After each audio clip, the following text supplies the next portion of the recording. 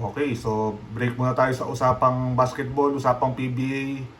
At una sa lahat, sa mga sumusubaybay sa kampanya ni Alex Ayala sa US Open, nabigo ang ating pambato sa second round ng US Open. Natalo siya kanina laban kay Cristina Bucsa ng Spain sa score na 6-4, 6-3.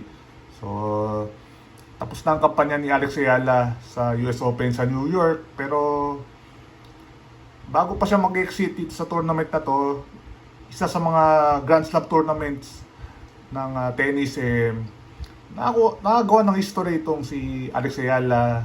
Nung first round, tinalo na si Clara Tauson 6-3, 2-6, 7-6. At dahil doon, siya naging unang Pilipino na nanalo ng isang laban sa isang Grand Slam tournament sa Open era. So, yan.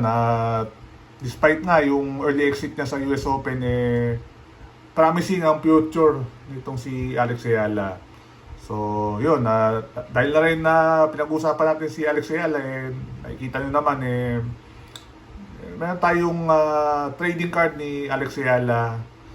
Ito yung card na, lalo sa mga kolektor, ito yung pinaka-familiar na nakikita sa market, sa mga Facebook groups. Ito yung Topps Chrome rookie card ni Alex Ayala.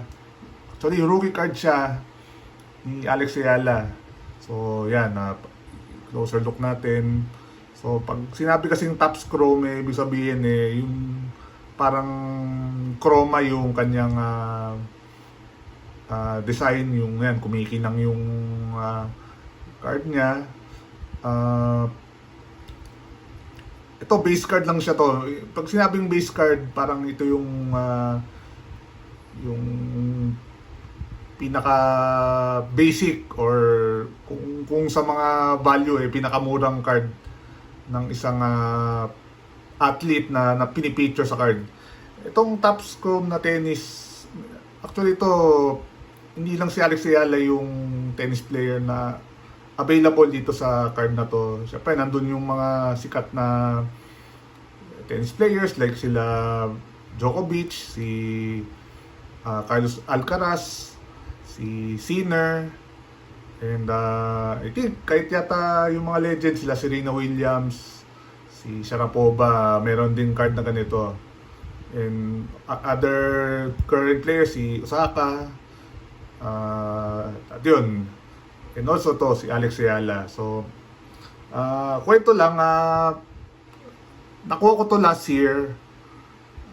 Nabili ko to sa isa sa mga kilalang nagbebenta sa mga Facebook groups, especially sa Cardboard Corner, kay Paninda ni Balut. Binili ko to for around 350 pesos that time. At last year, hindi pa ganun katunog si Alex Ayala sa WTA circuit. At nagsisimula pa lang siya. Pero yun nga, starting nung Miami Open, nung pumasok sa finals or semifinals, and meron naman siyang appearance sa isang finals ng tournament, yung value nitong card na to tumaas. Doon sa mga nakikita ko, the least na makukuha mo sa mga nagbebenta, maybe around 1,000.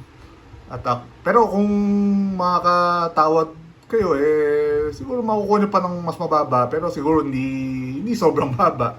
But yun nga, ang pinakamura na nakikita ko sa mga card groups, around 1,000 pesos. So, yan yung card ni Alex Ayala.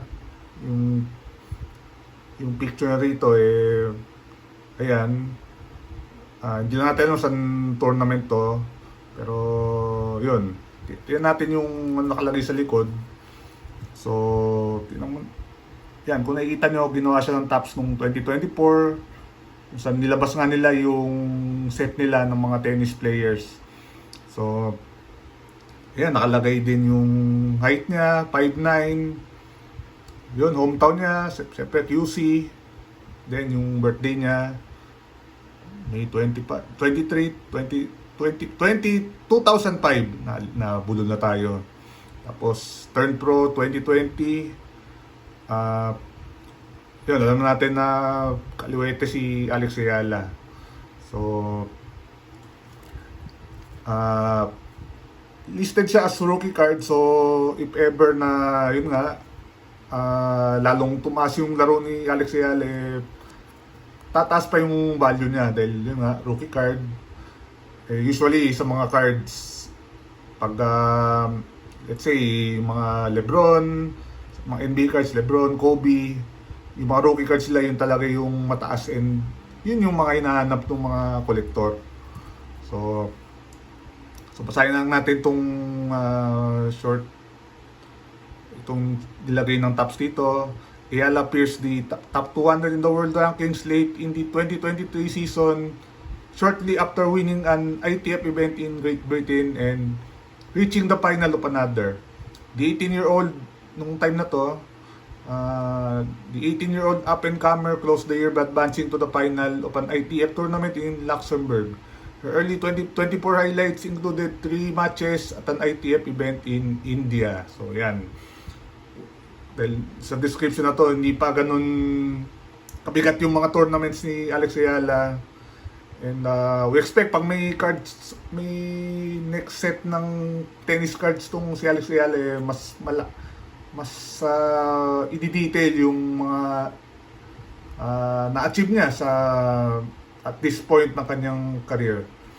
So, actually itong card na to may mga tinatawag na mga parallels. So, ibig sabihin, parang ganito yun siya pero may ibang design. Like, may nakita tayo na may tinatawag siyang refractor. Pag tops kasi refractor tawag.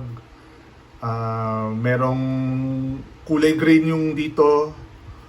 Kulay green siya. Meron nga siya kulay grass court. May kulay din na clay court. Then meron din negative refractor, meaning itong picture ni Alex Ayala black and white yung malabas. Pero karamihan sa mga refractor, mga parallels na available nito, ang iyapanapin or kung meron man mas mahal dun sa itong base card na to. So, actually hindi lang ito yung card ni Alex Ayala na nirelease ng tops. May nakikita rin tayo yung autograph niya. May autograph version nito. Actually hindi ito meron pang ibang tawag nila insert card na may autograph ni Alex Ayala. Meron din yung parang patch na card, meaning siguro yung sa sinuot niya.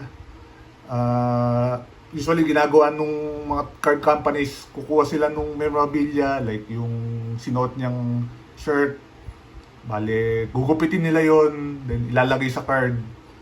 Yun, mas mahal yun dahil pwedeng sinuot, game worn yun o sinuot lang niya sa isang event. Tapos lately nga may nakita tayo, ewan kung totoo ba yun, pero or gano'n siya ka rare sa market. Parang merong ganun nga, yung game worn siya na patch na nilagay sa card. So nakalagay doon yung logo ng BPI kasi si Alex Ayala sponsored siya ng BPI. So tingin ko mas sobrang mahal yun, especially kung sobrang rare yun. Pero yun nga, parang late few days ago nakita ko yun somewhere sa Facebook. So yun, I think itong card na to hindi siya mahirap hanapin siguro kung check kayo sa Facebook, sa mga collector and fans ni Alex Ayala, kung interesado kayo, makikita nyo sa Facebook, makikita nyo siya, lalo na sa mga card groups or sa mga card shops sa Green Hills, or actually ewan ko sa festival kung may nakita ko, parang wala pero I believe sa Green Hills mas madaling makahanap nun sa mga card shops doon. check out nyo na lang doon. So yun, I think pag tumagal tong nag-continue yung progress ni Alex Ayala in terms of yung value no tong card na to, pwedeng tumaas.